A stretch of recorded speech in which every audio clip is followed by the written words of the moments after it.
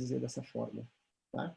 Então tá aqui a imagem, e daí eu já vou fazer a apresentação formal para a gente começar o nosso encontro. Tá?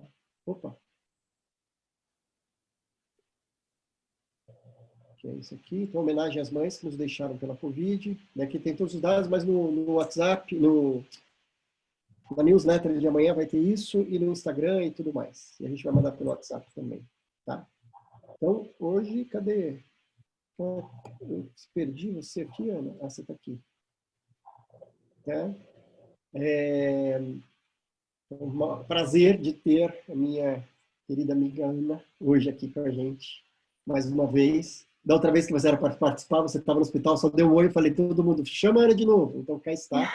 Agradecer sempre o Instituto Olga Rabinovich, que promove e faz com que isso tudo aconteça. Aqui a biografia, mas todo mundo aqui te conhece, mas eu vou ler novamente. Geriatra, paliativista e escritora. Médica, geriatra e paliativista, atua há 2 décadas na área. É uma das figuras mais importantes e conhecidas no Brasil na área de cuidados paliativos. E do mundo, né? Agora é famosa em Portugal e em todos os outros lugares, impactando, inspirando e engajando milhões de profissionais de saúde leigos nos assuntos relacionados à morte e ao morrer. É uma das criadoras da Casa do Cuidar, autora do livro A Morte é um Dia que Vale a Pena Viver. Eu acabei de incluir Histórias Lindas de Morrer e o podcast Pílulas de Saber e Sabedoria. Nossa, essa deve ser minha biografia mais atualizada. Você viu? Acabou de faz 5 minutos, acabei de tirar do forno. Muito bom, que legal. Então vamos lá. E o tema que a gente colocou, né, que eu até sugeri e que foi um pedido, é sobre os idosos, né? Porque a gente vem falando, o que tem falado, de ser essa população vulnerável, apesar de estar bem amplo, mas mais vulnerável, e que também está passando por essa questão de estar isolado, está passando por esse grande desafio. Então, como abordar, como conversar com essas pessoas. E eu pensei, eu vi um post da Cat Butler, eu não sei se vocês conhecem, ela escreveu esses 2 livros, eu tenho eles só em inglês, que é A Arte de Morrer Bem, vou colocar aqui, A Arte de Morrer Bem, eu não sei se já tem em português, eu acho que não, The Art of Dying Well. É um guia, The Practical Guide for a Good End of Life. É um guia para um bom fim de vida. E tem esse outro que ela escreveu, que é Knocking on the Heaven's Door, batendo nas portas dos céus.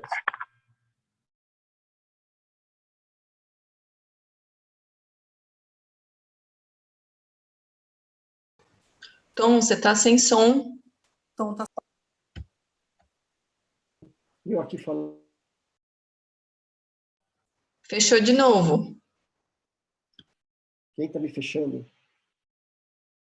Nem a apresentação da Ana vocês ouviram? Quando que eu comecei? Que eu fiquei Não, Tom, foi só agora no finalzinho, porque eu estava tentando botar os outros participantes no mudo, que tinha um som entrando. Desculpa. Entendi. Falou do segundo livro para frente. Então tá bom, obrigado.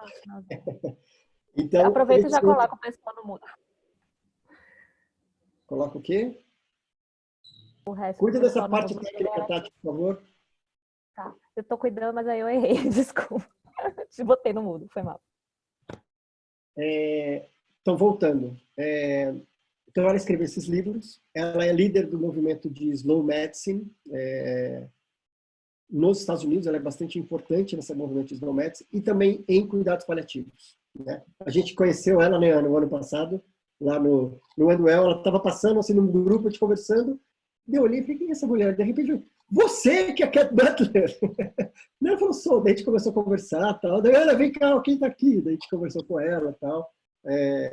Foi super legal. E, deixa eu ler aqui. Eu vou ler por partes, Ana, esse post, porque eu acho que pode ser interessante para a gente guiar a nossa conversa aqui. Porque eu vim acompanhando os posts dela, ela fazendo uma reflexão sobre... Abre o microfone da Ana. Já, calma, pessoal, ela vai abrir, ela vai falar, calma.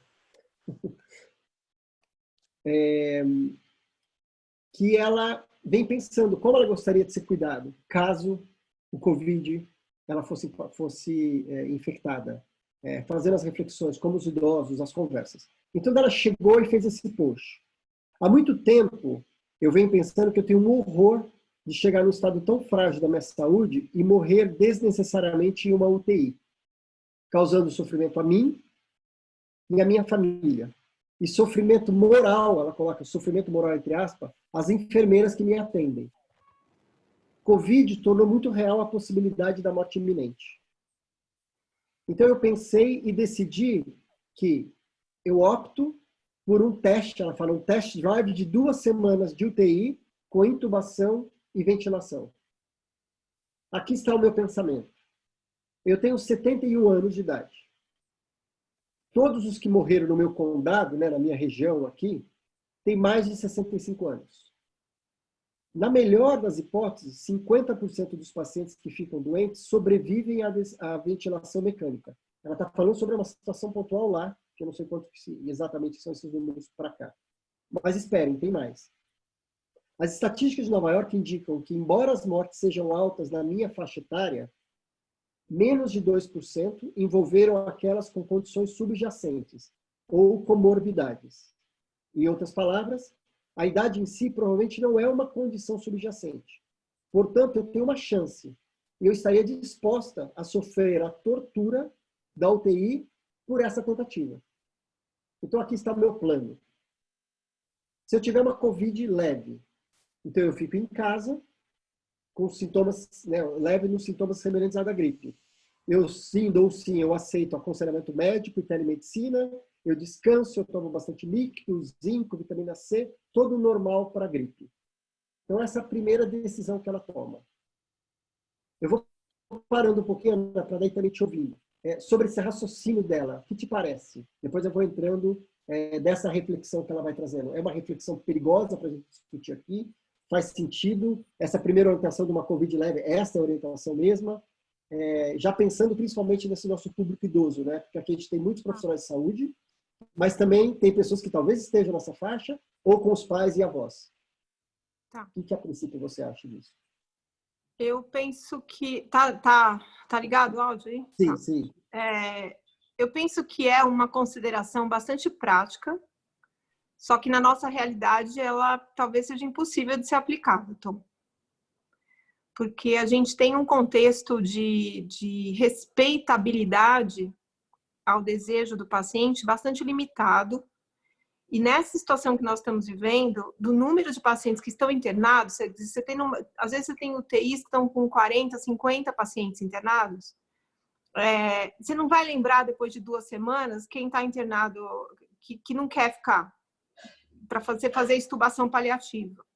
Que seria, nesse caso do que ela está dizendo, então, meu limite é 2 semanas. Por quê? Porque se estabeleceu que aquele paciente que se recupera em 2 semanas, ele se recupera super bem, tem alta, vai para casa, tá tudo, né? A gente não sabe ainda o que vai ser a reabilitação do Covid.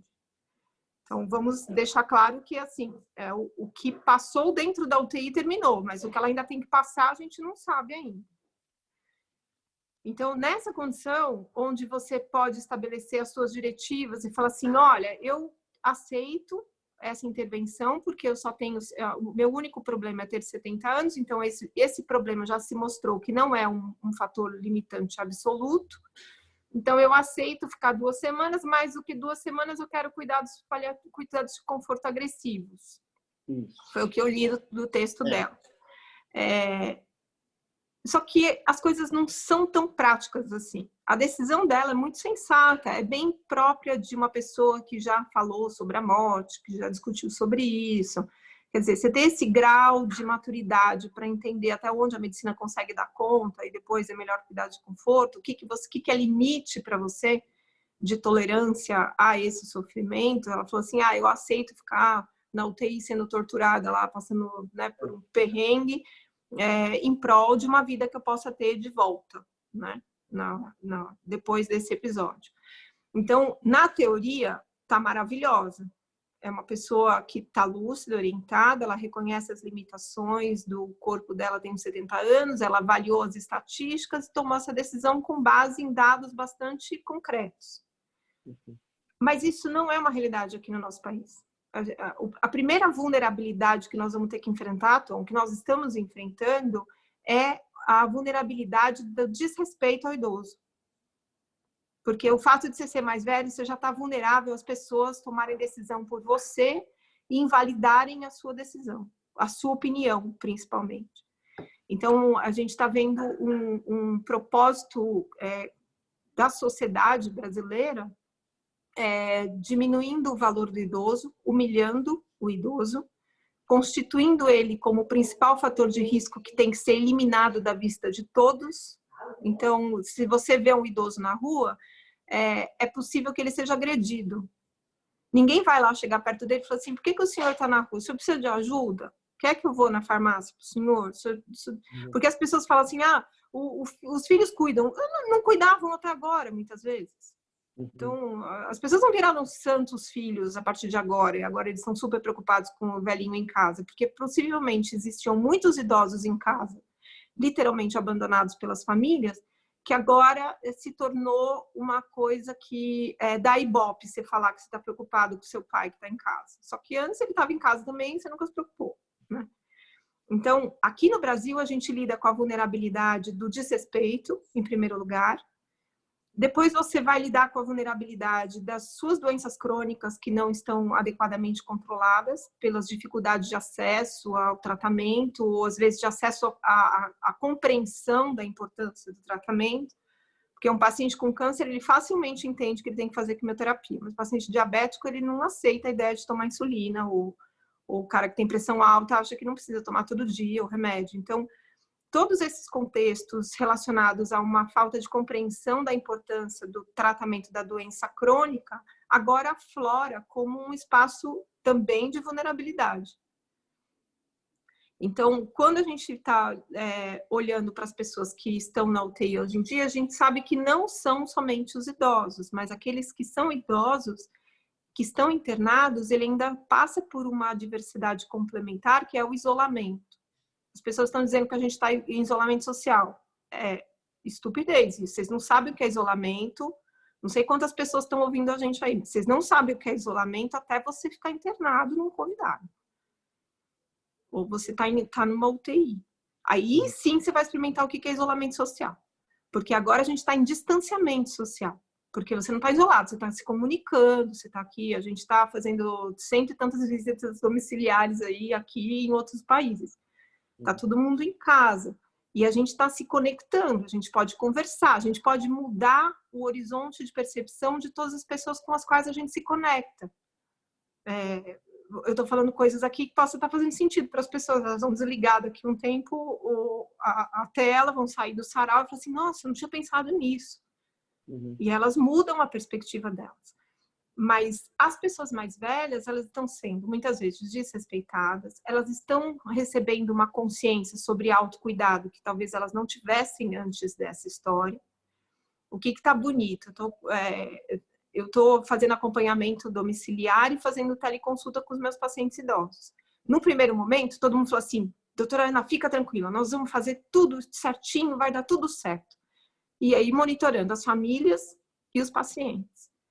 Passado 8 semanas, eu vejo que as famílias estão descompensando e, consequentemente, descompensa o idoso. O que eu estou pedindo agora? Que o idoso, que é o paciente que eu cuido, que ele se fortaleça para dar conta de dar amparo para a família. Porque quando a pessoa mais velha toma conta do espaço de autoridade que ela tem, ela é também a responsável por aliviar o estresse dos outros. Fala, tá tudo bem, eu estou me cuidando. E aí eu percebo que está mais descompensada a família do que a pessoa que está em casa. Ela sente falta, mas tem alguns que estão me dizendo, tá uma calmaria agora, porque ninguém vem aqui me encher o saco. Então põe a comida do lado de fora e tal, e manda entregar, não sei o quê, não tem ninguém aqui. Eu brinco, a expressão que eu uso é muito cacique para um índio só. Tem a família inteira mandando, uma pessoa só que tem que obedecer tudo. Então, esse espaço da vulnerabilidade, ele é muito trabalhoso para o idoso brasileiro, porque ele é desrespeitado em todas as instâncias. E, às vezes, desrespeitado até por ele mesmo, de não levar a sério o próprio tratamento. Agora que está todo mundo levando a sério, Tom, a maioria não teve nenhuma descompensação. Não é que foi para o hospital com pneumonia aspirativa, foi para o hospital com pressão alta, foi para o hospital porque estava com dor. Agora está todo mundo assim. Então, príncipes e princesas em casa, fazendo tudo direitinho. E aí, consequentemente, eles estão muito bem de saúde. O que está faltando é saúde mental para as pessoas para lidarem com isso. Porque, é como eu disse, não é prisão perpétua. Mas a gente tem que ficar um tempo ainda nessa condição. Ou seja, o medo de ir ao hospital, ser internado, falou, bom, então eu não tenho essa opção mais, né? Então agora eu preciso realmente me cuidar, porque talvez eu não tenha essa alternativa. Então eles estão trazendo isso mais com consciência. Eu entendi super o seu ponto, mas pensando então nessa reflexão que ela trouxe, né? Porque ela tem informação, ela leu, ela pensou, ela tem uma diretiva antecipada. E não é o caso do cenário aqui no Brasil. A gente não tem isso. Mas eu acho que a gente está diante de uma oportunidade de começar essa conversa. Então agora a gente está com 220 pessoas aqui na sala. Então eu tenho certeza que dessas 220, uma boa parte está dentro desse perfil. Primeiro, todo mundo deveria estar pensando na sua diretiva. Outros estão dentro dessa faixa de vulnerabilidade, ou por uma doença, ou pela idade. São profissionais de saúde que estão atendendo idosos, ou são pessoas que têm os seus pais, os seus avós e tudo mais. Como é que a gente, então, que esse é o grande ponto, né? Como é que eu abro essa conversa com este idoso sobre tanto a consciência do cuidado, para que também a gente não vire um exército, um monte de índio brigando e tornando a vida dele um inferno, e também a da família um inferno. Eu acho que tem essa coisa. E como é que a gente pode abrir essa evolução, tipo, até onde você quer ir? A gente vai fazer de tudo, não vai fazer de tudo? Como é que se elabora essa conversa? Como é que se sugere que isso aconteça? Eu penso que essa conversa, ela tendo a chance de acontecer agora, é uma excelente oportunidade. E para as pessoas mais velhas que tomarem uma decisão semelhante a essa da Catherine, de falar assim, olha, eu vou ter limite. Eu aceito o tratamento A, B ou C, o D eu não aceito. Quando você toma essa decisão, Tom, é muito difícil para as pessoas entenderem que essa decisão não diz respeito apenas a quem está decidindo. Porque suponha que nós somos irmãos e aí nosso pai vai ficar internado e ele fala isso pra gente.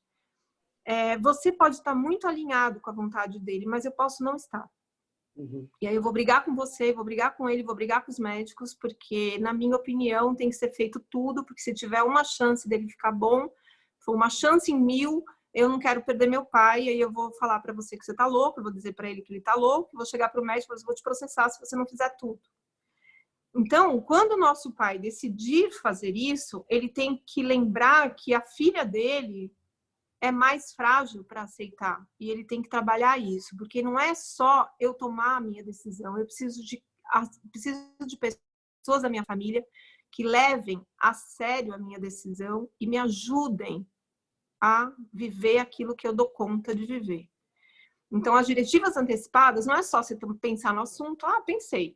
Tomei a decisão. Tá, tomada. Agora eu vou escrever. Escrevi. Vou registrar no cartório. Registrei no cartório. Tá tudo resolvido? Não. Não tá. Uhum. Porque você tem que conversar com a sua família e compreender que as pessoas que são contra, elas não são do mal. Elas só não estão preparadas para essa decisão.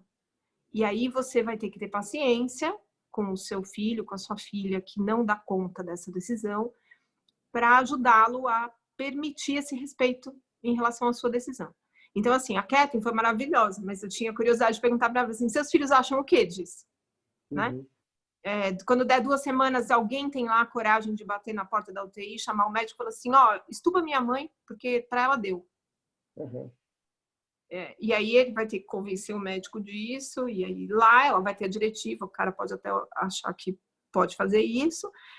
Mas no momento que a gente está vivendo da pandemia, muito do que é autonomia está guardado na gaveta agora. Porque agora a autonomia ela vai ser guardada dentro de um espaço do bem comum. Em nome do bem comum se faz o que está sendo feito. Isolamento, não pode mais acompanhante com idoso, sem velório, caixão lacrado. Por quê? Porque isso significa preservar o risco de contaminação de pessoas que não têm nada com isso. Uhum. Então, todo aquele espaço que a gente fala da autonomia, da capacidade de tomada de decisão, de respeito, muito disso agora vai ser uma grande oportunidade de conversar sobre. Uhum. Mas cada uma das pessoas que decidirem essas pessoas precisam ter consciência que se a coisa for diferente do que elas gostariam, não é por culpa de quem está cuidando. Nem culpa da família, nem culpa do médico, nem do advogado, não é culpa de ninguém. É uma situação muito adversa que nós estamos vivendo, que propicia essa conversa. Sem dúvida propicia. Mas que essa conversa precisa ter um espaço de clareza que permita o sofrimento das pessoas que vão te ajudar à sua vontade. Porque os filhos, os familiares, outros, os amigos, eles podem ter muita dor de compartilhar essa decisão e levar ela adiante. E a gente precisa cuidar disso também. Então, se é nosso pai que está assim, será que o amor dele por mim é grande o suficiente para me perdoar de não aceitar? Então, essas coisas, quando tem as conversas sobre diretivas antecipadas, a coisa eu penso na minha morte, penso o que é limite para mim, escrevo, documento, pronto, tá feito. Não tá. Então, é um espaço para conversar, de saber o limite da pessoa e o limite das famílias em relação ao que a pessoa quer. Então, acho que é uma combinação, né? Se todo mundo seguir a recomendação hoje, as famílias, os idosos, do isolamento, de realmente ficar em casa, se cuidar e tudo mais, não vai ser necessário. Então, assim, comporte-se muito bem. Mas a possibilidade continua aí. Então, vamos falar sobre isso. Começar a abrir a conversa para um processo mais normal, e não essa urgência. Mas é uma oportunidade de abrir, porque todo mundo, tanto a família quanto o idoso, está todo mundo sentindo na pele esse cenário. Como abrir essa conversa? Agora está uma ótima oportunidade para abrir, né? Porque quando você tem as notícias... Hoje eu estava indo fazer uma visita domiciliar, estava ouvindo rádio. Aí teve a notícia assim... os dados do Ministério mostram que houve um aumento muito grande de mortes em casa, de fevereiro até abril. Então, as notícias de um período equivalente era mais ou menos 200 mortes. Num período de fevereiro a abril, então fevereiro, março, 2 meses, mais ou menos 200. E agora tiveram 4.000 no Brasil. Esses 4.000 que morreram em casa, eles morreram, a porcentagem é maior nos estados onde o Covid está fora de controle. Então, as pessoas não morreram em casa porque elas quiseram morrer em casa. É porque elas não tiveram acesso ao cuidado decente em um hospital, por exemplo. Mas provavelmente essas que morreram em casa, elas devem ser provavelmente idosos e provavelmente pessoas com doenças graves e provavelmente estavam sozinhas. Que aí não deu para ninguém descobrir que ela estava mal e levar para o hospital. Então, essa coisa de você morrer em casa desamparado também não é uma boa ideia. Então, uma vez que você decide que você não quer ir no hospital, mas aí como é que você vai dar? Porque não é simplesmente vou morrer hoje, decidir e aí morro. Ainda hoje eu estava conversando com uma paciente assim, ela falou assim, já vivi bastante, tudo bem morrer. Então, a questão, tudo bem morrer, beleza, mas não é tudo bem o tempo de sofrimento até morrer. Né? De você ter falta de ar, você ter medo, você estar sozinho. Isso são todos componentes de um período de sofrimento intenso. Então, esse momento de você ver uma notícia dessa, de você, na hora que vê a notícia, na hora de sentar no jantar, você fazer uma conversa com a sua família. Falar assim, eu vi hoje na notícia que muita gente morreu em casa. Se eu morrer em casa, quem que vai cuidar de mim? Né? Eu vou receber cuidados? Eu vou receber remédio para eu não sofrer? Eu vou receber cuidados de conforto? Ou eu vou morrer desamparado? Aí a família fala assim, pai, mãe, vira essa boca pra lá, não fala isso. Não, quero conversar com você agora porque eu já tenho idade e você é meu filho e eu quero te falar o que eu quero e o que eu não quero. Porque vai que eu perca a minha consciência. Você precisa saber o que eu quero, porque você tem que dizer pro médico o que eu quero e o que eu não quero. Então, a gente está tendo a oportunidade hoje, Tom, que nunca se teve na história, de conversar sobre a morte, porque a morte é notícia agora. A morte não está só no seção obituários do jornal. Agora ela está nas chamadas de urgência, está tudo muito intenso. para falar sobre morte. São 8 mil mortes, mais de 8 mil, né? Hoje deve bater uns 9, 10, né? Porque é muita gente, que nem cabe na cabeça tanta gente. Então, você pensar que num dia, eu falei assim, nossa, dos 4 mil mortes, 2 meses, 60 dias, tem mais de 100 pessoas morrendo no dia, em 24 horas. São 3 pessoas quase por hora, 4 pessoas por hora que morrem. Cada 15 minutos a gente vai ficar aqui 1h30. Quantas pessoas morreram enquanto a gente está aqui falando? Então, essa noção da magnitude do risco, talvez seja essa oportunidade que o Covid nos traz, de conversar sobre isso. E acho que esse ponto que você trouxe é super importante, que nem você trouxe essa hipótese, né, do idoso no jantar falando, é sobre mim que eu vou falar. E eu já conversei com diversos idosos, uma vez eu fiz uma reunião com um grupo de idosos. E eles queriam muito falar sobre isso. A maior parte, não vou generalizar, mas muito querem falar. E eles falavam, mas eu não consigo conversar em casa, meus filhos não aceitam essa conversa. A resistência muitas vezes está maior, está com os filhos, está com as pessoas, do que o próprio idoso, que ele quer falar sobre isso. Ele fala, eu não consigo levar essa conversa para casa. Então, acho que o desafio hoje aqui, a maior parte das pessoas é como é que vocês estão abertos para ter essa conversa, né, e receber essa informação e provocar. Porque se você não tiver... o pior disso, Tom, é assim, se as pessoas que estão ouvindo a gente agora, que tem pai e mãe, se você não abrir seu ouvido para ouvir a voz do seu pai e da sua mãe a respeito disso, pode ser que ele se cale para sempre e você não vai ter ouvido. E isso não recomendo, porque eu acompanho muita gente em processo de luto complexo por conta de não ter dado ouvidos. Puxa, meu pai queria ter falado, eu disse que não. Então, quando você fala que não, você tem que lidar com a ausência depois. Isso não é uma boa ideia.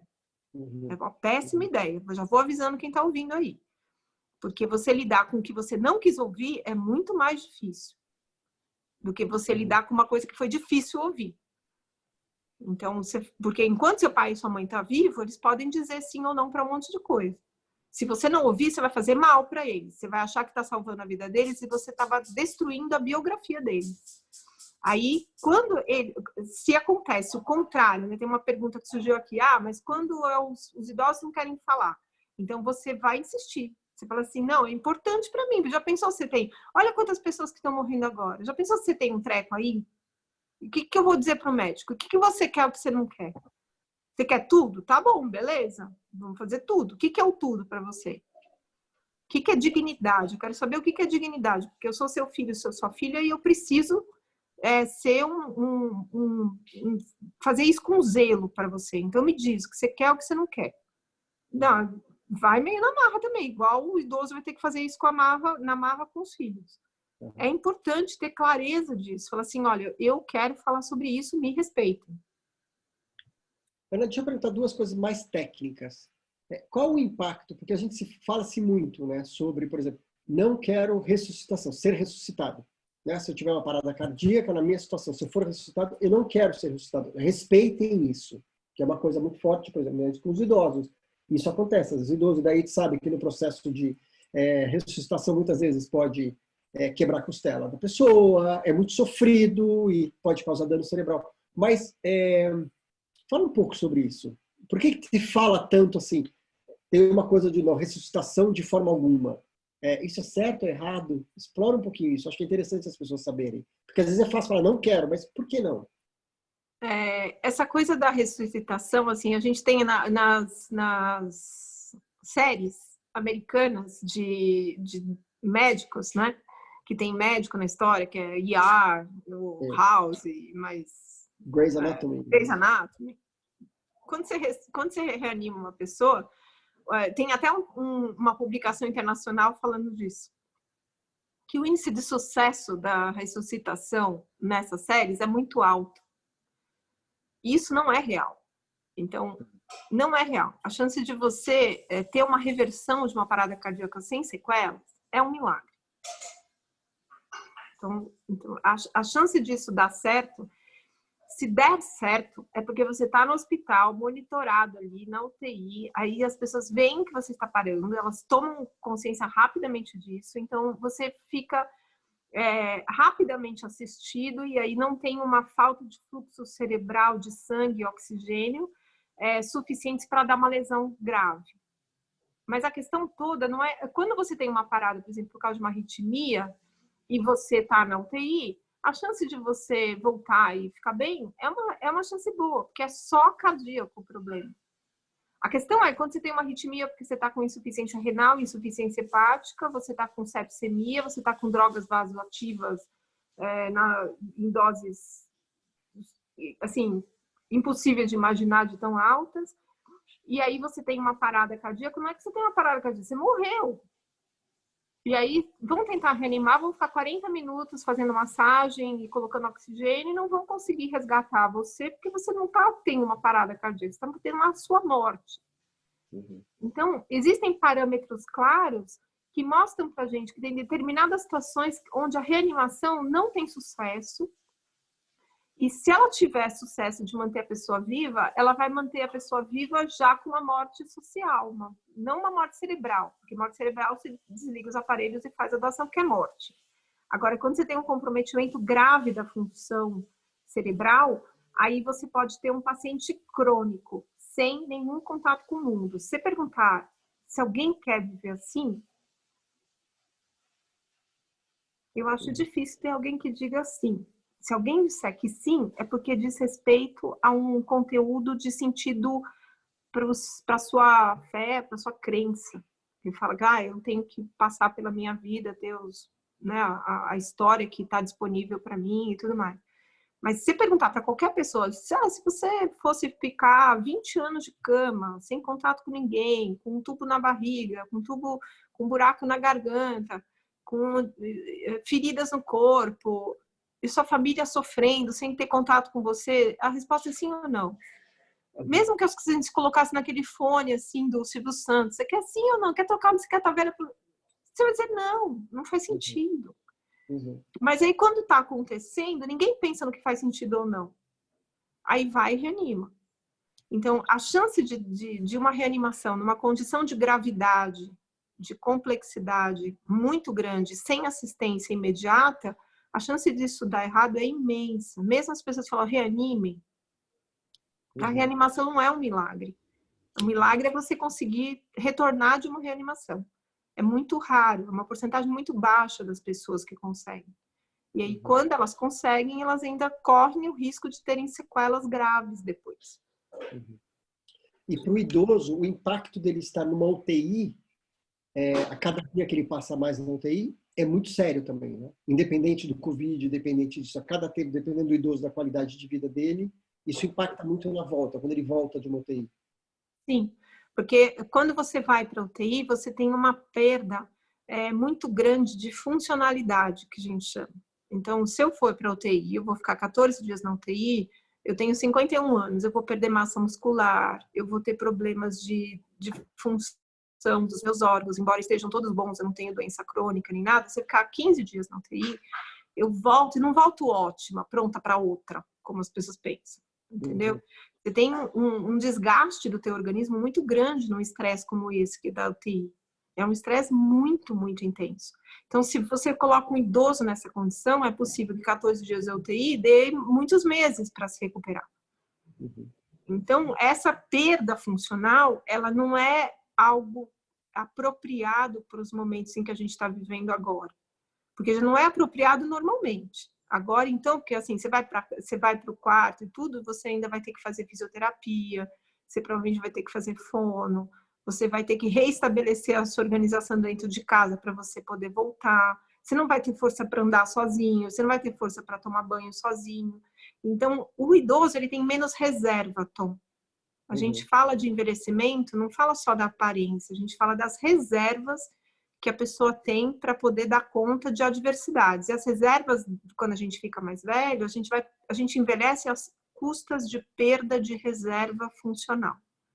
Então, reserva cognitiva, reserva cardíaca, pulmonar, renal, gastrointestinal, muscular.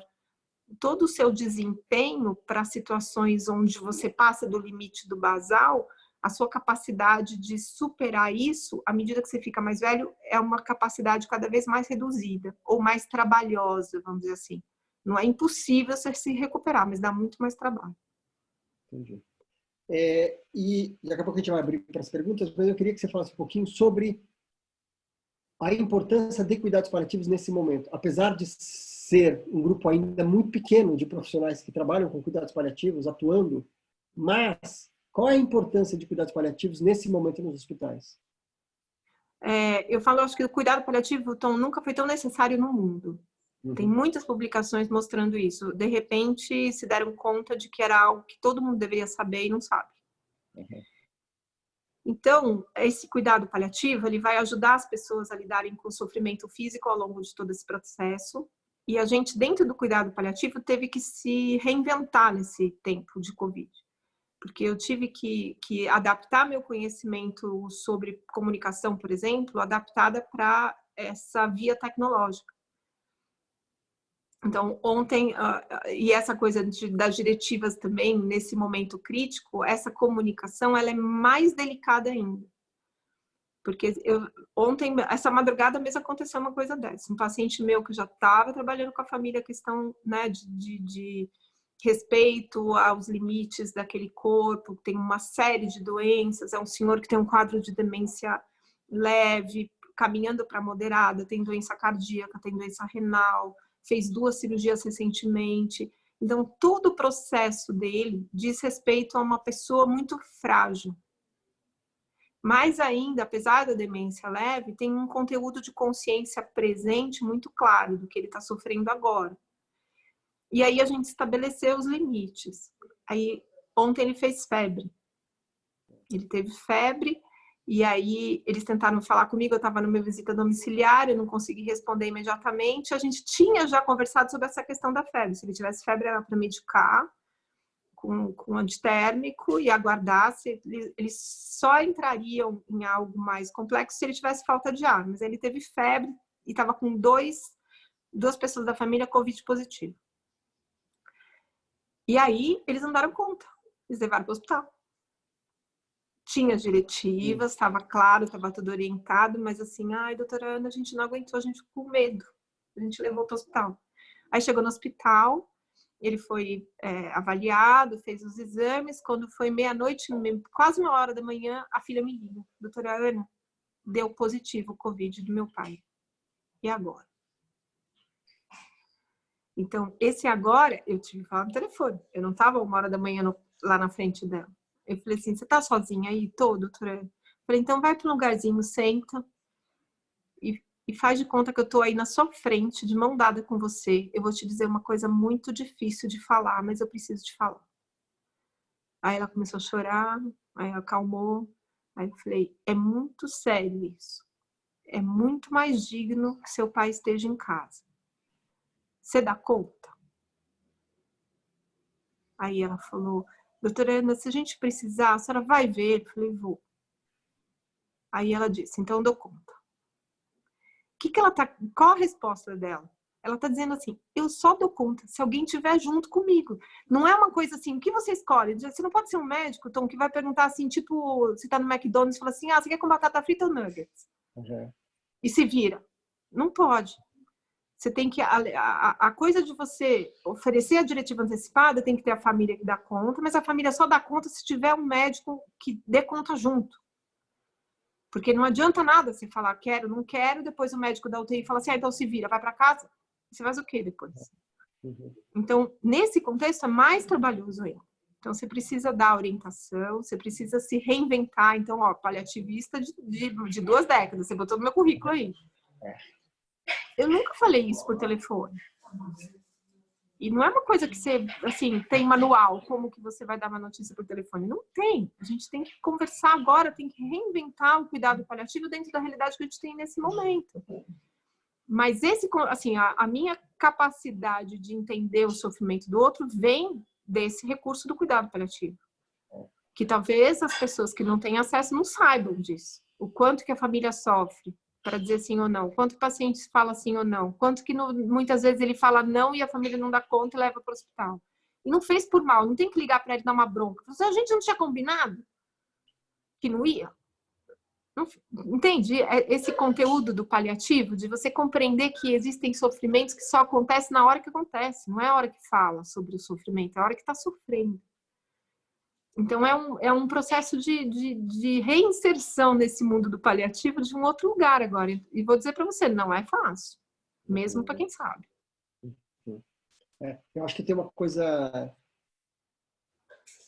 importante que está acontecendo. Eu acho que os profissionais que não têm essa formação em cuidados paliativos estão entendendo a importância de cuidados paliativos assim, na essência. Fala assim, eu não tenho esse recurso. Independente se eu vou ser um profissional de cuidados paliativos ou não, eles estão entendendo que eles não têm esse recurso, que é como realmente cuidar da dor, especificamente. Fala, eu não tenho isso, eu sei até dessa forma, disso eu não sei. E principalmente eu não tenho esses skills de comunicação. Para eu comunicar, acolher esse paciente, porque agora está tudo colocado numa situação extrema que os profissionais de saúde em cuidados paliativos está sendo um desafio enorme, mas eles estão muito à frente. Eles têm um preparo muito maior, que eles entendem que isso é importante. Então eu acho que isso vai ser muito importante. E eu tenho lido muita coisa fora, mesmo nos Estados Unidos e outros lugares, falando disso, de reconhecendo o quanto que essa formação em cuidados paliativos ela é fundamental. Está voltando a, acho que trazendo aquela questão que a gente sempre fala, né? Que todo profissional tem que ter essa formação em cuidados paliativos, independente do que ele faça, independente do que ele faça. Que é assim, né? O cara que trabalha, o intensivista com o olhar de paliativista, que é o que está acontecendo. Todo mundo que está na frente ali é o intensivista, é a pegada da emergência total, mas com o olhar de paliativista. Se ele tivesse isso na bagagem, estaria sendo mais fácil. E talvez também, pelo menos, a princípio, os profissionais de saúde em cuidados paliativos, eles têm mais consciência do autocuidado. Não sei se praticam, mas têm mais consciência. E talvez sejam um pouco mais abertos a serem vulneráveis e falar assim, preciso de ajuda. Do que os outros profissionais ainda, eu vou vencer. Acho que são coisas que a gente está ganhando, talvez.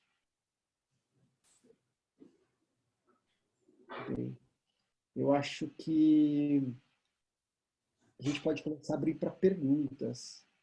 Eu acho que tem uma pergunta. Tati, você tinha colocado uma pergunta. Tati, eu acho que é importante. Eu acho que daí amarra com isso. Tati, coloca a tua pergunta daí para a gente abrir para isso. Tá bem, já tem algumas coisas ali no chat também. Então, se você quiser dar uma olhada enquanto eu falo. Ana, uma coisa que eu estava conversando com o Tom, que eu percebi na minha própria família, assim. A minha sogra, ela tá fazendo químio e ela tem 74 anos e meu sogro tem 82. Alguns filhos moram longe e a filha que mora mais próxima trabalha em hospital, ou seja, eles estão num super isolamento e eles tiveram que lidar sozinhos com as químios durante esse período, né? E aí a gente resolveu dar uma quebrada na quarentena depois de uns 40 dias e ver eles pelo menos ali pelo portão e próximo e tal, e eu achei eles muito abalados, assim. E claro, todo mundo tem dias muito difíceis, eles mais ainda, mas eu percebi que o meu sogro que está acompanhando aqui, meu sozinho, isolado, ele deu uma batida muito grande. Eu fiquei pensando qual será que é o sinal de alerta, onde que a gente pode se meter, porque eles são totalmente, apesar da idade, tudo, eles moram sozinhos, fazem tudo sozinhos, eles têm uma vida super independente, né? Mas qual que é o sinal de alerta? Onde que essa instabilidade da quarentena se transforma num sinal, por exemplo, de depressão, de ansiedade? Como que eles podem pedir ajuda? Como que a gente pode sinalizar que está entrando num caminho mais complicado psicologicamente, sabe? Porque eu acho que tem uma pergunta da Priscila também que ela está fazendo aqui, que é muito semelhante. Na verdade, que ela falou que ela e a mãe dela, e elas estão separadas no Covid, uma das grandes preocupações dela nesse cenário é a saúde mental. Ou seja, acho que assim, o custo-benefício é super importante fazer o isolamento, mas qual o impacto disso? Mediante o idoso e tudo mais. Acho que tem a ver com essa balança. Acho que essa é uma pergunta, assim. Vamos ser bem objetivos, assim. Estão em sofrimento, sim. Estão ansiosos, sim. Tem risco de depressão, já devem estar deprimidos, mas eles não têm escolha. Então, não tem escolha. Tem que fazer a quimioterapia. É o marido que vai acompanhar. Eles estão em sofrimento? Estão. Então, parte do princípio que eles estão em sofrimento. Então, como que você vai identificar isso? Primeiro, você reconhece que existe, não nega, e não acha que isso é o fim do mundo. Porque é o mínimo que eles podiam estar estressados. Então, qualquer pessoa em sã consciência está estressado com o que está acontecendo. Então, eu penso que o melhor é ouvir. Como é que foi seu dia hoje? Você pegar e, quando você for falar com eles, falar assim, como é que foi o dia hoje? Foi fazer a químio? E como que foi? O que vocês fizeram no tempo que vocês estavam na químio? Conseguiu falar com o médico? Ah, conseguiu falar, tá. Ai, que bom. Que químio que tá? Ah, tá na 10ª. Quantas faltam? 2. Puxa vida, como vocês são corajosos. Eu admiro tanto vocês que vocês estão fazendo isso. Que incrível vocês serem um casal tão incrível assim, para ir um apoiar o outro nas fases tão difíceis. Como vocês são corajosos. Então, assim, você vai ajudá-los reconhecendo que eles estão dando conta. O que vai fortalecer eles não é o apoio que ele possa ter do mundo de fora, é ter a força deles reconhecida. Então, é assim que se ajuda a saúde mental das pessoas. A saúde mental das pessoas vai ficar fortalecida também de ter a noção de que vai passar, mas também de ter a noção de que, puxa, como você está sendo forte de dar conta disso nesse momento, de ser capaz de fazer esse cuidado. E aí, depois que você ouve, depois que você valida, você pergunta, tem alguma coisa que eu possa fazer para as coisas ficarem mais fáceis para vocês? O que eu posso fazer para isso ser mais leve? Então, você pergunta o que o outro precisa que seja feito. Você não fica dando palpite de como que ele tem que fazer melhor. Porque parte do princípio que está todo mundo fazendo o melhor que pode. Mesmo que esteja fazendo, desculpa o palavrão, vai ficar gravado aí, mesmo que alguém esteja fazendo merda, está fazendo a melhor merda que pode. Ninguém está fazendo as coisas para dar errado. Então, você precisa ver como que você ajuda o outro, como que o outro quer ser ajudado. Ele falou assim, não quero dar trabalho. Ah, tá bom, então, mas assim, me dá um trabalhinho só, porque senão eu vou te dar trabalho perguntando toda hora que trabalho que você quer que eu faça. Então, me dá uma função, me dá uma coisa, me ocupa, não me preocupe, me ocupe. E aí essa conversa, olho no olho, assim, mesmo que pela internet, assim, a pessoa cai em si do espaço mais confortável que ela pode ter dentro dela. Vão ter que lidar? Vão ter que lidar. É assim, a vida é essa agora. Não tem agora como poupar ninguém. As pessoas não estão poupadas. A vida não está poupando ninguém. A vida decidiu ser mãe igual para todos. Então, tem gente que está com assédio mental, tem gente que está com assédio moral, tem gente que está com assédio profissional, assédio financeiro, cada um com seu espaço de sofrimento possível dentro da realidade em que vive. Então, são muito raras as pessoas que estão super felizes com o que está acontecendo. Tem gente que está, porque queria ficar sossegado em casa, tá. Mas são poucas essas pessoas. A maioria está sofrendo. E isso precisa ser reconhecido. O melhor caminho para você aliviar um sofrimento, em primeiro lugar, é reconhecer que ele existe. Que não é pouco. Mas também não pode colocar ele como sendo impossível. Não sei se eu respondi, tá? Se ajudou aí, mas eu acho que é por esse caminho. Respondeu super. É tão simples e é tão... É a última coisa que a gente pensa, né?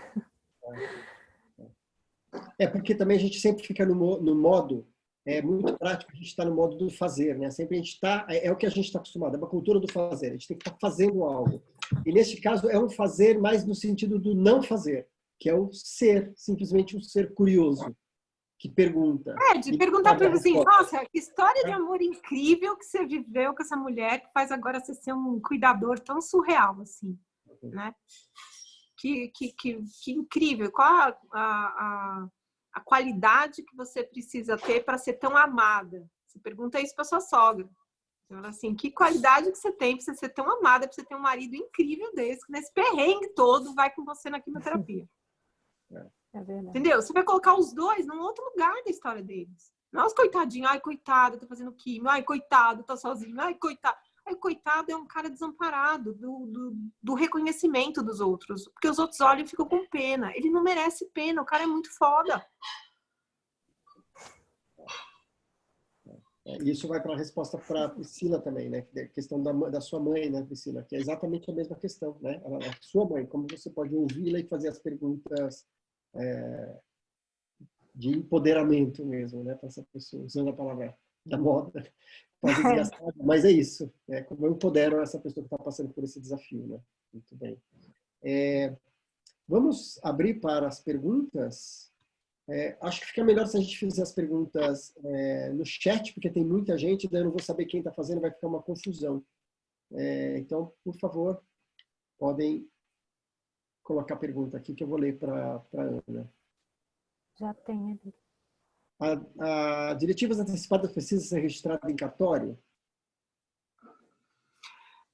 Não é obrigatório. Eles reconhecem que o reconhecimento em cartório pode ser avaliado pelo juiz como sendo uma legitimação da vontade da pessoa. Ela tanto queria que fosse assim que ela se deu ao trabalho de ir ao cartório e registrar. A questão toda de registrar em cartório é que toda vez que você mudar qualquer cláusula, você tem que ir lá atualizar. Então, se você mudar, porque a diretiva é um documento vivo. Ele diz respeito à sua vontade hoje, na condição que você está hoje. Pode ser que na semana que vem você tenha uma outra condição, você mude de ideia. Então, o conteúdo sendo vivo tem que ter uma manutenção viva. E às vezes é trabalhoso você ir reconhecer todas as vezes que você muda alguma coisa. Mas se você acha que pode ter algum perrengue na sua família em relação à sua vontade, registre, porque se tiver uma judicialização da sua vontade, o juiz vai encarar o fato de você reconhecer isso no cartório como algo realmente valioso para você. E eu sempre falo, eu acho que também tem um processo, né? Que a diretiva antecipada é o fim de um processo. Porque para você chegar numa diretiva, tem toda uma reflexão interna, o que é importante para você, seus valores, seus medos, seus desejos e tudo mais. Daí você amplia a conversa. Você vai conversar com os seus familiares. Você vai falar com o médico que cuida de você. Porque tem muita, para você chegar nisso, você precisa de informação médica. Então tem um processo. Daí você já vai identificar se tem um filho que não concorda, quais os filhos que concordam. Então essa conversa vai sendo feita. E depois de tudo alinhado, daí ele vira um documento. Então, se tudo está amarrado, este processo, o documento efetivamente não precisa. Se o processo todo foi bem amarrado. Então, sim, pode, tudo isso complementando o que a Ana falou, que o processo anterior, ele é mais importante. Que todo mundo seja bem alinhado e amarrado. Né? Deixa eu ver aqui. Uma pergunta sobre que o Luiz Cláudio está fazendo, que nem sempre os idosos estão se adaptando ao atendimento online. Qual a sua opinião sobre o idoso voltar a fazer fisioterapia em casa por um profissional seguindo todas as medidas de proteção? Se for absolutamente necessário, ele vai ter que fazer. Só que todo tratamento agora de suporte domiciliar, você precisa fazer a pergunta assim, vale a vida dele? Se vale, faz. Porque se ele vai ficar pior sem, então aí tem que fazer. Agora, fazer só por fazer, é melhor esperar mais um pouquinho.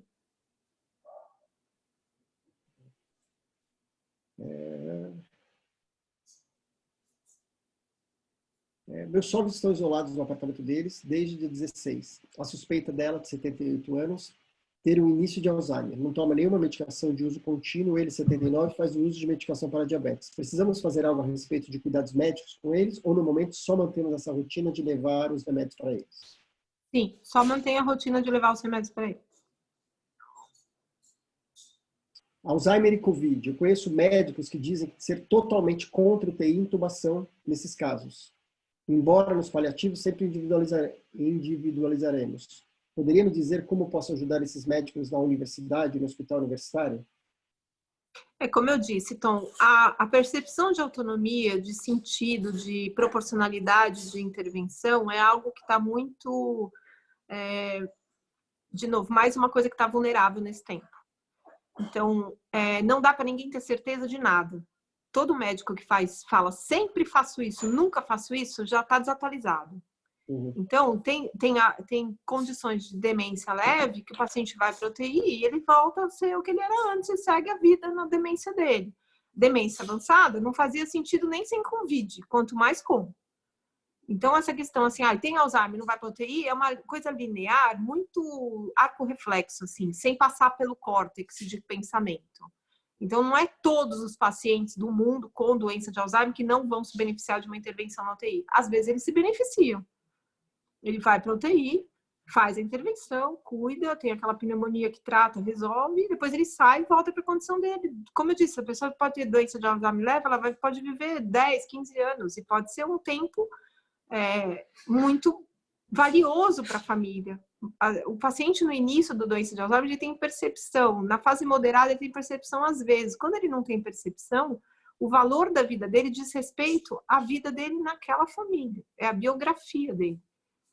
Então, não é porque é uma doença que perde a cognição que a pessoa perde o valor dela. Então, assim, então é melhor morrer, porque, então, se eu tivesse demência, eu prefiro morrer. Então, é uma questão que você prefere morrer, mas a sua família ama você, quer cuidar de você. Então, nesse momento, não dá para ser tão linear, assim, tem Alzheimer e aí não vai receber nenhum tipo de tratamento. Não dá para ser, assim, tão raso, né? Tem uma pergunta aqui de um estudante de medicina, que a gente adora estudantes. Amo. Então, eu vou ler aqui. Sou estudante de medicina, é a Luana, na Unicamp, e estou no 3º ano de faculdade. Primeiro, gostaria muito de agradecer a doutora Ana, você é uma grande inspiração, tanto que a única certeza que tenho na vida profissional é que quero fazer cuidados paliativos, os cuidados. Não sei se a minha pergunta é válida sim, para este momento, mas eu me sinto impotente neste momento. Gostaria de poder ajudar os meus avós e pais, mas não sei como fazer e nem por onde começar. Acho que esse sentimento de impotência é muito presente, né? Eu ouço muito isso. Tipo, você e todo mundo. Como é que é o nome dela? Luana. Luana? Isso. Então, Luana, é o seguinte, você e o planeta está se sentindo impotente, então não se sinta só, primeira coisa. Em relação aos seus pais e seus avós, você vai ajudar muito mantendo o seu estado de serenidade. Se alguém tiver um surto, você pode ser a pessoa que acolhe, que escuta. Como eu posso ajudar? Não seja a pessoa que atrapalha. Você pode até ser a pessoa que precisa de ajuda. E a ajuda pode ser bem-vinda para quem pode ajudar. Se tem uma situação que eu acompanhei recentemente, que a neta estava muito sofrida porque não via os avós, e aí os avós aceitaram fazer a videochamada porque a neta estava muito triste. Então, os idosos não aceitam usar a internet desde que eles sejam os ajudados. Agora, se eles forem ajudar, pode ser que isso os incentive a aprender, porque para ajudar uma pessoa, você é capaz de fazer qualquer coisa. Para ser ajudado, você acha que não precisa. Então, você pode dizer que você falar para os seus pais, liga para o vovô, para a vovó, porque fala que eu não estou bem, eu queria tanto falar com eles. E eles vão ajudar você, porque aí um pouco de preocupação para as pessoas mais velhas em relação aos mais jovens ajuda essas pessoas a ocuparem o lugar de liderança na família. Deixa eu botar a ordem desse puleiro aqui. Não tem nada de ficar chateada, não. Vai passar. É só um tempo. Eu tenho várias pessoas idosas que eu sei que estão fazendo isso com a família. Fala assim, não estressa, tá tudo bem, vai passar. Você viu na Itália, já tá voltando ao normal. Na Espanha também.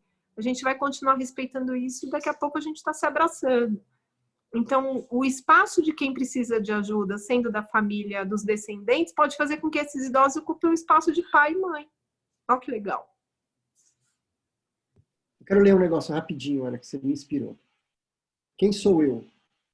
Eu tive uma namorada que via errado. Ela via, não era uma garça na beira do rio. O que ela via era um rio na beira de uma garça. Ela despraticava as normas. Dizia que seu avesso era mais visível do que um poste. Com ela, as coisas tinham que mudar de comportamento. Aliás, a moça me contou uma vez que tinha encontros diários com as suas contradições. Manuel de Barros, no livro da Ana. E eu falo isso porque a Ana é a mestre nisso. O que ela acabou de falar é exatamente assim. Olha do outro lado. Em vez de falar que o idoso muda o lugar do idoso. Em vez de ele ser o que vai ser ajudado, ele vai ajudar. Puf, é isso aqui. É a garça eu amo isso aqui, essa abertura, e você sempre, nos seus textos, nas suas colocações, sempre você traz essa simplicidade, né? Tipo, só olha por aqui. É só um passinho para cá, muda tudo. Então, lembrei, tá aqui, né? Obrigada por me recordar disso, de mim mesma. É demais.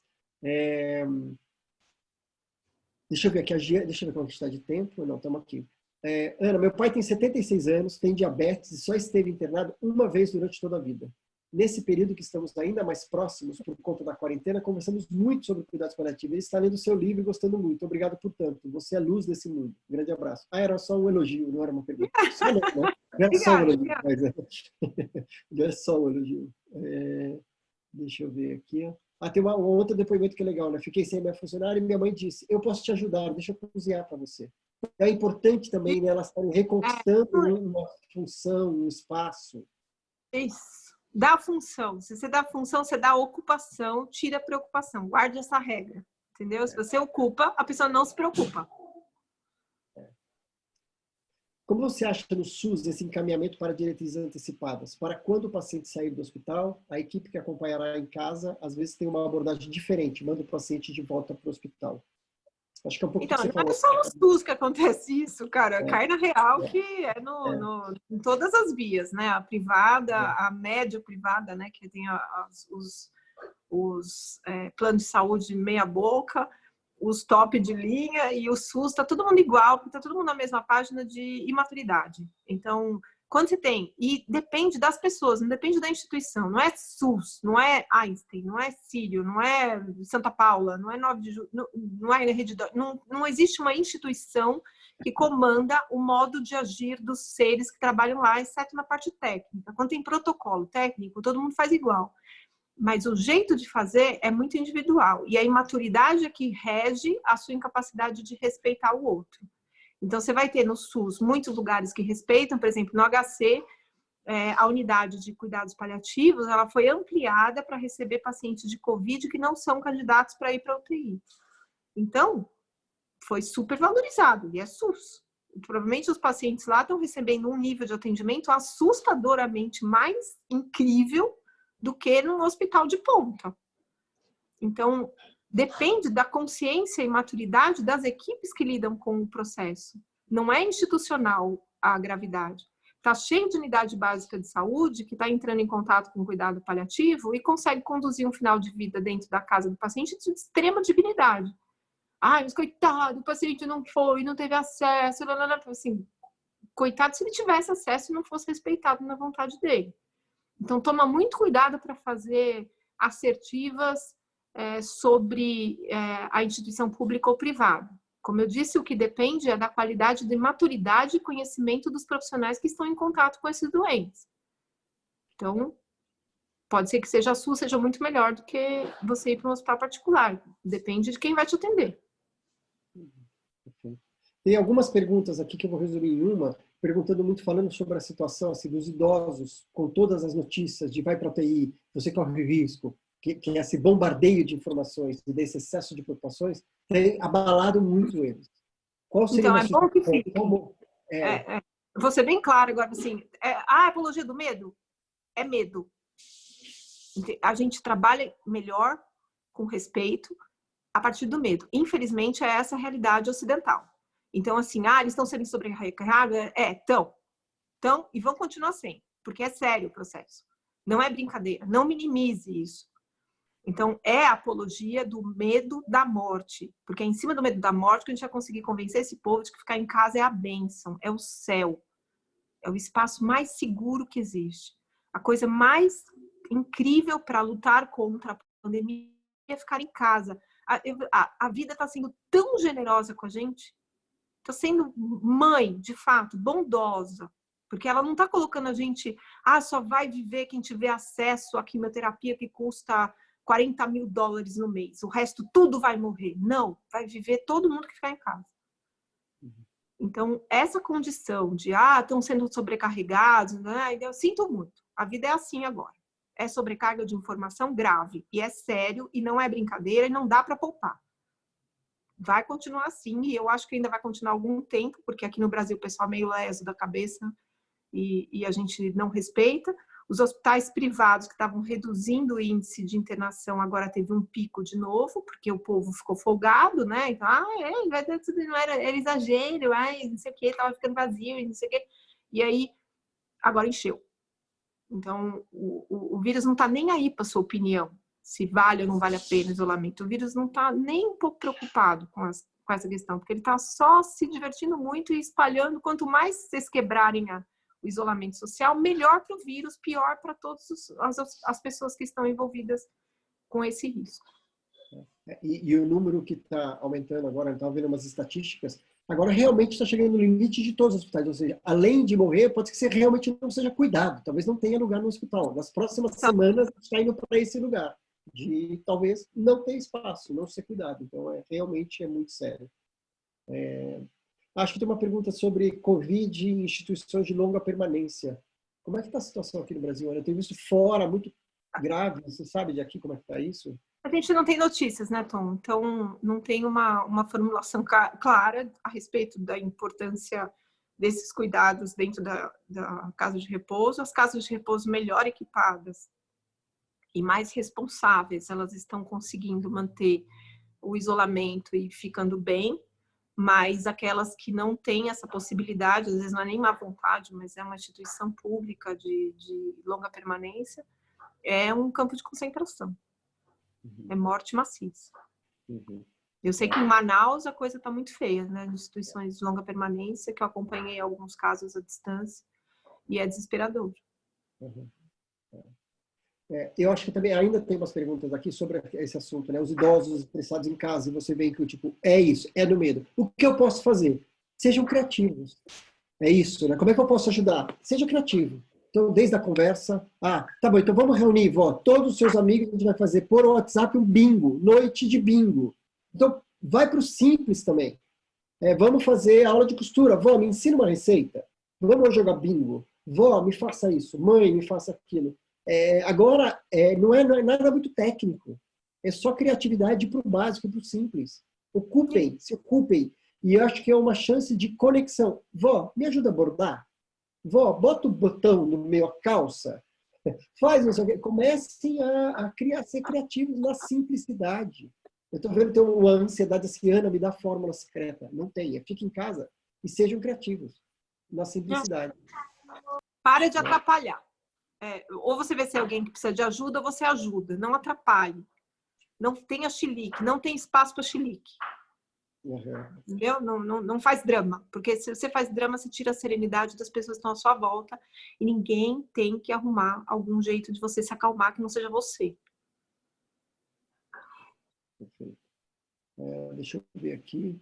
Aqui, ó, tá falando, eles amam música, coloque música, faz um baile, inventa. Eu acho que essa é uma oportunidade de criar muita coisa nova. A gente está com essa oportunidade de recriar e reeditar as relações. É possível. Pessoal, só vou pedir para vocês mandarem perguntas mais curtas, senão é uma redação, não sei se é pergunta, se é depoimento, eu me perco aqui. Deixa eu ver aqui, eu já não sei. Diante de uma equipe, eu não consigo nem avaliar essa pergunta, diante de uma equipe de trabalho que não tem o olhar da importância do trabalho multiprofissional dos cuidados paliativos, como inserir para os profissionais de saúde que ambos os caminhos são necessários ao atendimento dos pacientes, principalmente nesse contexto de pandemia? Sou psicólogo em uma universidade. Eu não sei se eu entendi a pergunta. Então, não vai dar para mudar nada agora. Entenda que agora não vai dar para fazer reunião fazer discussão de caso, educação continuada, vamos sensibilizar as pessoas para a importância do cuidado paliativo. Não é agora. Então, não tem consciência? Não tem. Paciência. Você tem, faça a sua parte. Agora, pouco é muito. Então, assim, a equipe não sabe, a equipe não quer saber. Então, para de se lamentar, não é o tempo de ficar nas lamentações agora. Seja objetivo, seja prático. O que você pode fazer para melhorar a vida das pessoas que você atende? Faça isso. Não fica desperdiçando sua energia. Se eu tenho falando assim, os outros não fazem. Tá, a gente não tem que resolver a vida dos outros agora. Tem que fazer o melhor que a gente pode com aquilo que a gente sabe. Então, faça o melhor que você pode. E deixa os outros fazerem a merda melhor que elas podem. Tem uma pessoa querendo que você dê essa resposta assim, diretiva, fazer uma campanha da mídia sobre diretiva antecipada, nesse momento é válido? Nesse momento é válido todas as intenções de conscientização. Mas entenda que não vai dar, porque os cartórios não estão abertos agora, para as pessoas irem registrar em cartório. Não dá para você ter conversas muito intensas a respeito de diretiva. Eu acho que o momento é favorável para você tocar no assunto e ir desenvolvendo esse tema ao longo dos próximos dias, das próximas semanas. Mas não dá para agora você fazer uma campanha internacional a respeito da importância de diretivas antecipadas, porque você não tem pessoas que saibam lidar com as diretivas. Então, como eu disse, não adianta você fazer a sua diretiva, chegar no pronto-socorro, o médico fala assim, o que é isso? Não, imagina, agora vai ser entubado porque tem que entubar. E aí, aquele que tem a diretiva de intubação, agora não vai poder ser entubado, porque não tem aparelho para todo mundo. Então, essa continuidade dos seus desejos precisam essa continuidade precisa ter claro que pode não acontecer isso. E a sua vida não vale menos porque ela não vai ser respeitada na hora. Se você for reanimado ou não, isso não vai estar na sua biografia. Aqui morreu uma pessoa que foi reanimada e não queria. Não é um papo para você ter no tempo de funeral. Você vai falar sobre... Se eu for entubada e for reanimada, eu espero que vocês tenham coisas mais interessantes para falar a meu respeito do que o fato de eu não ter sido respeitada na minha diretiva, gente. Pelo amor de Deus. Ana, a gente está chegando ao fim, eu estou com vontade de... Vamos fazer uma pequena pílula? Vamos escolher uma para compartilhar aqui, para as pessoas ouvirem, para a gente terminar com alguma pílula. Escolhe aí. Deixa eu ver aqui. Qual que você sugere? Eu ia falar sobre a meditação do perdão, mas eu não sei se tem tempo. Tem uma... eu não vou lembrar de cabeça qual que é o número. Eu vou compartilhar aqui. Daí você quer saber? Vamos fechar com poesia. O primeiro episódio de poesia que o Antônio Fagundes gravou. Pega aí. Tá aqui, ó. Qual que é? No primeiro... Isso, no primeiro aí acho que é esse EP4 aqui, que é poesia. O episódio 4. Meditação guiado, poesia, Praia de Afonso Cruz. Não, então é mais para cima. É o episódio 1, então. Aqui, episódio 1 de poesia. Fagundes. Aqui, ó. Isso. Poesia do Islã é por Antônio Fagundes. Então vamos ouvir isso rapidinho. De cada 100 pessoas, as que sabem de tudo, 52. As sempre inseguras, quase todo o resto. As prontas para ajudar, desde que não demore muito, no máximo 49. As sempre boazinhas, porque não conseguem agir de outro modo, 4, talvez 5. As dispostas a admirar sem inveja, 18. As que vivem continuamente angustiadas por alguma coisa ou alguma pessoa, 77. As capazes de serem felizes, quando muito, 20 e poucas. As inofensivas quando sós, as selvagens quando em bando, mais da metade, tranquilamente. As cruéis, quando as circunstâncias obrigam, é melhor nem saber, nem mesmo aproximadamente. As que depois já sabiam de tudo, não muitas mais que as que já sabiam de tudo antes. As que da vida só querem coisas, 40, mas preferi estar errada. As encurvadas, doloridas e sem lanterna no escuro, 83. Mais cedo ou mais tarde, as dignas de compaixão, 99. As que vão morrer, 100, entre 100. Número que até hoje não sofreu qualquer alteração. Wisława Szymborska.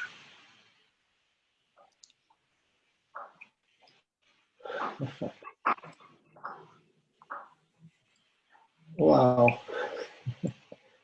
Que belo fim desse encontro. Que belo fim. Antônio Fagundes no infinito, no sarau, onde a gente arranca ele. Onde a gente traz ele para o nosso sarau. Não, o mais legal foi fazer a curadoria das poesias dele, porque quando eu convidei ele para fazer o podcast, ele topou na hora, um querido. Ele falou assim, só tem um problema com a poesia, né? Eu gosto muito de poesia, mas eu não sei escolher, não tenho paciência para escolher. Você faz a curadoria para mim? Eu falei, não me fala duas vezes, não dá asa para cobra, né? E aí eu fiz a curadoria e ele declamando é surreal. E essa primeira eu acho que é tudo. Quantas que vão precisar de compaixão? 99. E as que vão morrer são 100. Maravilhoso. Ana, mais uma vez, obrigado, sempre maravilhoso estar com você nessa nossa caminhada. Eu acho que iluminou muita gente, iluminou muitas almas e espíritos aqui. Espero que todos tenham gostado. Por favor, me ajudem, nos ajudem com essa comunicação que a gente vai fazer hoje sobre a cerimônia. Eu acho que vai ser bem bonito, vai ser bem importante. Então, a gente começa a comunicar hoje. E nos vemos na semana que vem. A partir da manhã, a gente começa a divulgar a agenda do que vai acontecer. Tá bom? Aí. Muito bem. Obrigada para todo mundo. Obrigado. Tchau. Tchau. Acabou?